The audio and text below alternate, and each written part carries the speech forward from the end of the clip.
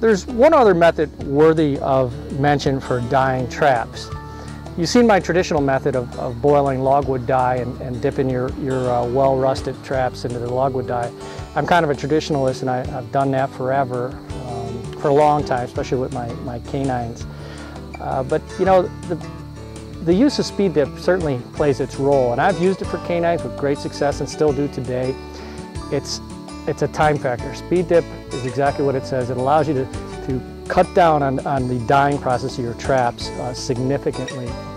And also it helps reduce odors. I've had, by using speed dip, I've had some traps from years previous that have had maybe some skunk smell left over, slight skunk, and put it in speed dip and actually kill it. The problem with speed dip is, you know, you got to understand you're using gasoline, and it's a mindset for some people not to want to use that because they're worried they're going to contaminate their gear. I use it religiously on my beaver equipment and my water animals per se, particularly my conibears, again my beaver leg holds, things like that, and my equipment, you know, my shovels and hammers. I use it on that as well. It's a simple item to use, and I'll go through it real quick with you. If you're hard for time, you don't have the time to go through the boiling process, then by all means use speed dip. When I'm using it on canine traps, I just want to be real careful here to tell you that, you know, after they've aired out for a good 2 months, you need that gas to evaporate off the trap. I do wax them. Just because they've been speed dipped doesn't mean I don't wax my traps. And also with canine traps, you want to be very, very careful that when you're putting speed dip, you're using speed dip on them, that you clean out in between the holes on the springs. Make sure you clean your traps well, because any dirt or debris that's in there, and you put it in a speed dip, that gasoline will stay in there, and even after you wax it, it'll just keep emitting odor on you. So you got to make sure your traps are very clean. Follow the procedure I showed on degreasing and de-waxing your traps, and that'll be fine. But all it is a relatively simple process. Is you get a quart of speed dip, and for every quart of speed dip, you add 1 gallon of Coleman fuel. The manufacturer recommends Coleman fuel, and so do I.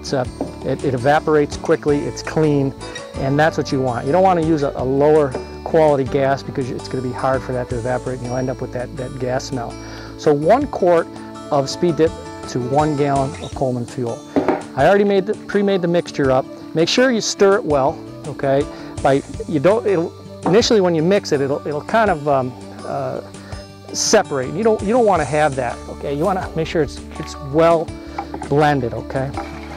And for sake of conversation, I've already dipped one little of my canine traps, right? You can kind of see the color you're going to get on it. It's a nice black.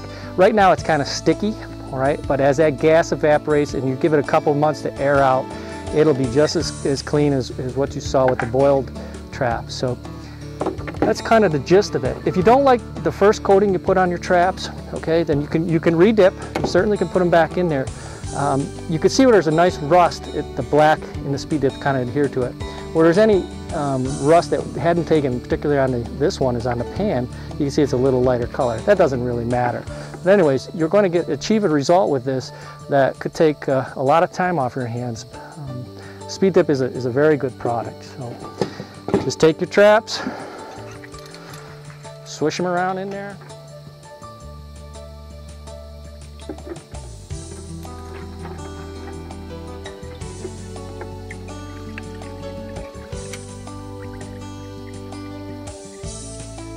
By all means, be very careful when using speed dip. It's a petroleum-based product. I mean, you're actually using gas. So I highly recommend rubber gloves, and if you're worried about your eyes, wear eye protection for sure.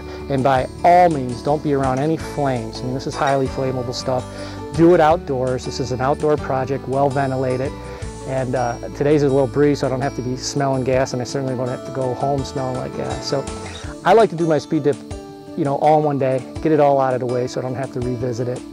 I don't save one container over from the next year if I don't use it all up. I discard it properly, but if you want, you can also cap speed dip, put a cover over your bucket and save it.